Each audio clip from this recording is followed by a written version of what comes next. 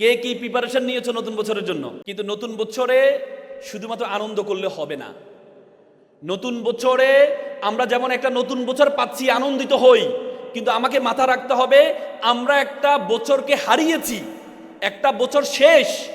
আমাদের একটা সন্তান আসলে আমরা যেমন খুশি হই, একটা সন্তান হারালেও আমরা দুঃখিত হই, তেমনি একটা বছর পেলে তোমরা যেভাবে আনন্দিত হও, আনন্দিত হলে হবে না, সাথে সাথে তোমার জীবন থেকে একটা বছর চলে গিয়েছে, সেজন্য তোমাদেরকে সে আত্ম উপলব্ধি তৈরি করতে হবে।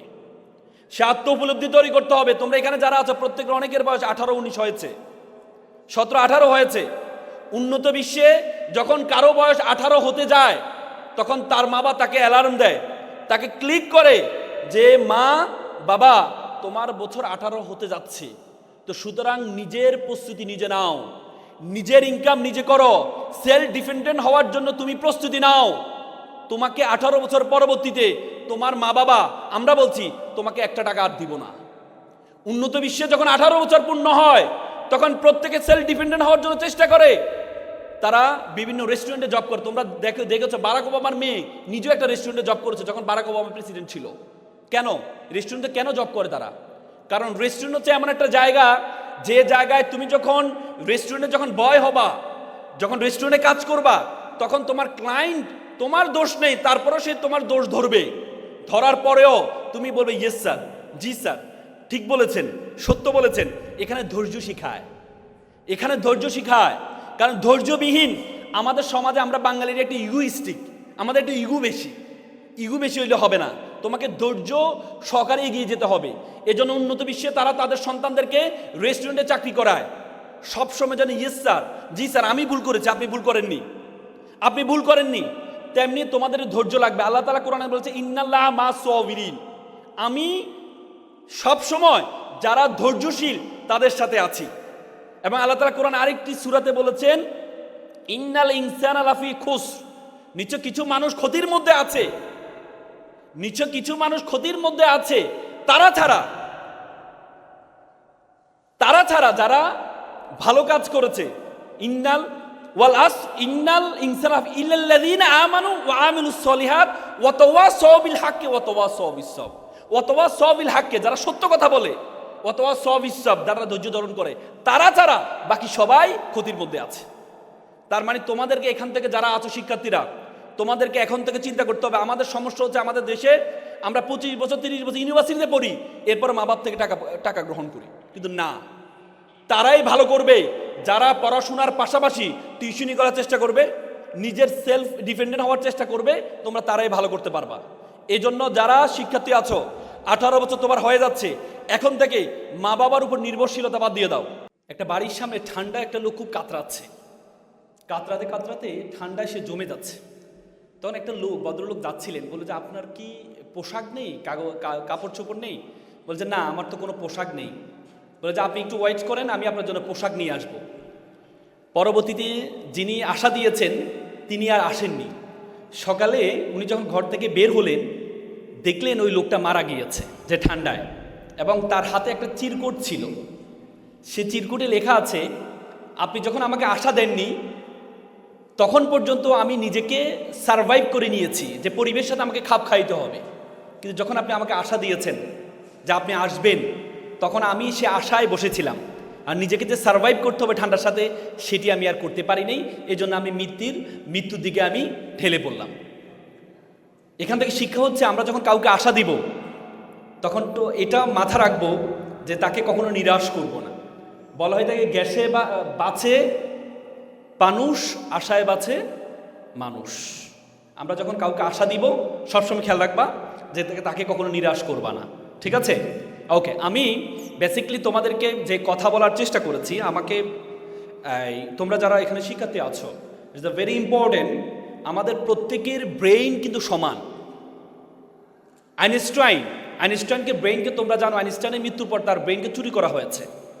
আমেরিকার একজন চিকিৎসক, তিনি এই ব্রেইনটাকে চুরি করেছেন, তার নাম হচ্ছে ডক্টর হার্ভে। তিনি চুরি করার পর তিনি দেখেছেন আইনস্টাইনের ব্রেইন আর আমাদের ব্রেইনের মধ্যে কোনো পার্থক্য আছে কিনা। তিনি বলেছেন যে আইনস্টাইনের ব্রেইন আর আমাদের ব্রেইনের কোনো পার্থক্য নেই, শুধু পার্থক্য হচ্ছে থিঙ্কিংয়ে, চিন্তায়। Thinking is very important. আমি আজকে তোমাদেরকে চিন্তার প্রসারতাটা, চিন্তার প্রসারতাটা, মানে এটা কত গুরুত্বপূর্ণ। তোমরা তোমাদের সবসময় তোমরা চিন্তা করো যে তোমার বাড়ি নারায়ণগঞ্জ, তোমার দ্বারা কি বাংলাদেশে একটা ভালো পজিশনে যাওয়া সম্ভব কিনা। দেখো পৃথিবীতে যত পরিবর্তন হয়েছে, যত চিন্তাবিদ ব্ল্যাক একটা চমৎকার কথা বলেছেন যে আমরা প্রতিদিন 70 থেকে 80,000 বার চিন্তা করি, তার মধ্যে 90% চিন্তা হচ্ছে নেগেটিভ চিন্তা করি, পজিটিভ চিন্তা করি না। এই জন্য চিন্তা, positivity is the very important. Logic of বাংলাদেশের প্রথম যে বর্ণটা সেটি হচ্ছে এল ফর, আমি তোমাদেরকে এল দিয়ে 3টা শিক্ষার কথা বলে আমার কথা শেষ করব। L for learn, L for labour, L for lake.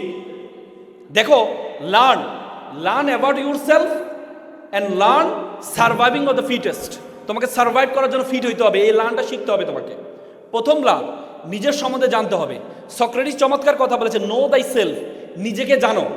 এবং কোরআনে আল্লাহ বলেছেন ওয়াফি আনফুসুকুম, তুমি তোমাকে জানো। তুমি যদি তোমাকে না জানো তাহলে তুমি মনে করবা তোমাকে আল্লাহ তাআলা অনর্থক সৃষ্টি করেছেন। উপমহাদেশের সেরা কবি ফরিদুদ্দিন বলেছে, উনসু মাতলু বেজা হাত দরগাহা হার তুরিগো বাজে গো খুদ নেশা। পৃথিবী যাকে খুঁজে বেড়াচ্ছে তুমি সেই ব্যক্তি, তুমি তোমাকে খুঁজে বের করো, তুমি তোমাকে খুঁজে বের করো। বলা হয় থাকে মানুষের ব্রেন হচ্ছে মানুষের বাধ্যগত সার্ভেন্ট। তুমি যদি তোমার ব্রেনকে বলো যে আমার দ্বারা কিছুই হবে না, তোমার ব্রেন বলবে ইয়েস স্যার আপনার দ্বারা কিছুই হবে না। তুমি যদি তোমার ব্রেনকে বলো আমি পারবো, তোমার ব্রেন বলবে yes sir you can. American একজন প্রফেসর তিনি বলছেন ইউ বিকাম ইউর কনভারসেশন, তুমি সেটি যেটি তুমি তোমাকে বলো। তুমি যদি বলো আমি সেরা, তাহলে ব্রেন বলবে ইয়েস স্যার আপনি সেরা।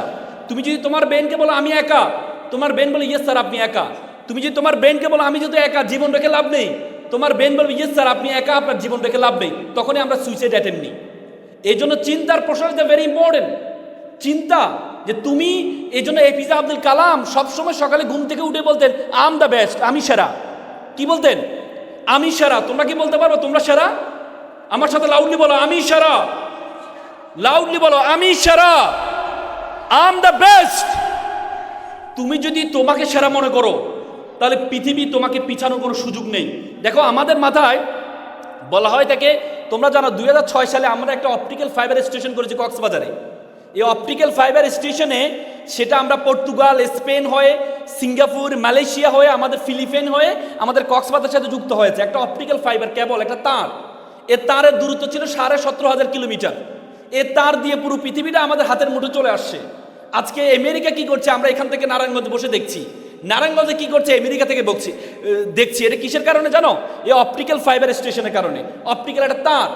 বিজ্ঞান বলে আমাদের মাথার মধ্যে 2 কোটি নার্ভ আছে, 2 কোটি তার আছে। বলাকে একটা তারকে আরেকটা তারের সাথে যুক্ত করা হয় তাহলে এই তারের দূরত্ব হবে 2 লক্ষ কিলোমিটার। চিন্তা করতে পারো, মাত্র 17,000 কিলোমিটার দিয়ে পুরো পৃথিবীটা আমাদের হাতের মুঠে চলে আসছে। 2 লক্ষ কিলোমিটার দিয়ে পুরো বিশ্ব জগৎ তোমার হাতের মুঠের মধ্যে চলে আসবে। ধারণা আছে বিশ্বজগতের সম্বন্ধে? এই বিশ্বজগতের আয়তন কত জানো তোমরা? 52 কোটি বর্গ কিলোমিটার। এই 52 কোটি বর্গ কিলোমিটারের মধ্যে 7টা মহাদেশ আছে, 5টা মহাসাগর আছে, 5টা মহাসাগর আছে। এবং কি আমরা যে সূর্যটা দেখতে পাই, এই পৃথিবীটা বলে যে সূর্য একটা নক্ষত্র। আমরা এই পৃথিবীটাকে যদি সূর্যের মধ্যে ঢুকিয়ে দেওয়া হয় তাহলে 13 লক্ষ পৃথিবী ঢুকিয়ে দেওয়া সম্ভব। কত লক্ষ? 13 লক্ষ। সূর্য একটা নক্ষত্র। বলা হয় যে এমন একটা নক্ষত্র এই বিশ্ব ব্রহ্মাণ্ডে আছে, সেটাকে বলে বেটেল জুয়েস, যেটা সূর্য থেকে মানে সূর্য যদি ওই নক্ষত্রের সূর্যটাকে ওই নক্ষত্রের মধ্যে ঢুকিয়ে দেওয়া হয় তাহলে 33 কোটি সূর্য ঢুকিয়ে দেওয়া সম্ভব। এ পুরো বিশ্ব জগতের মধ্যে আল্লাহ তাআলা বলেছেন তোমাকে আমাকে বলেছে কুনতুম খায়রা উম্মাহ, you are the noblest nation, you are the best nation. আল্লাহ বলেছে বিশ্ব জগতে যা কিছু আছে আমি সবকিছু তোমার জন্য সৃষ্টি করেছি। আল্লাহ বলেছে হুয়াল্লাযী খালাকালাকুম মা ফিল আরদি জামিয়া, বলছে বিশ্ব জগতে যা কিছু আছে সবকিছু আমি তোমার জন্য সৃষ্টি করেছি। আর তোমাকে আমি সৃষ্টি করেছি ওয়ামা খলাকতুল জিন্না ওয়াল ইনসা ইল্লা লিয়াবুদুন, আর তোমাকে আমি সৃষ্টি করেছি শুধুমাত্র আমার ইবাদত করার জন্য, শুধুমাত্র আমার ইবাদত করার জন্য। What is the meaning of ইবাদত? ইবাদতের সবচেয়ে বড় সংজ্ঞা হচ্ছে, ইসলামের প্রথম স্লোগান ছিল ইকরা, পড়ো, প্রথম স্লোগান ছিল। এবং আল্লাহ তাআলা নামাজের কথা কোরআনে, আল্লাহ তাআলা নামাজের কথা কোরআনে 82 বার বলেছেন, আবার জ্ঞান অর্জন করার কথা 82 বার কোরআনে বলেছেন। তার মানে জ্ঞান অর্জন করা সবচেয়ে বড় ইবাদত। তোমরা যদি পড়াশোনা করো, লার্ন, জ্ঞান অর্জন করো, এটা সবচেয়ে বড় ইবাদত। নামাজের কথা যেভাবে গুরুত্ব দিয়েছেন তেমনি তোমাকে জ্ঞান অর্জন করার কথা বলেছেন।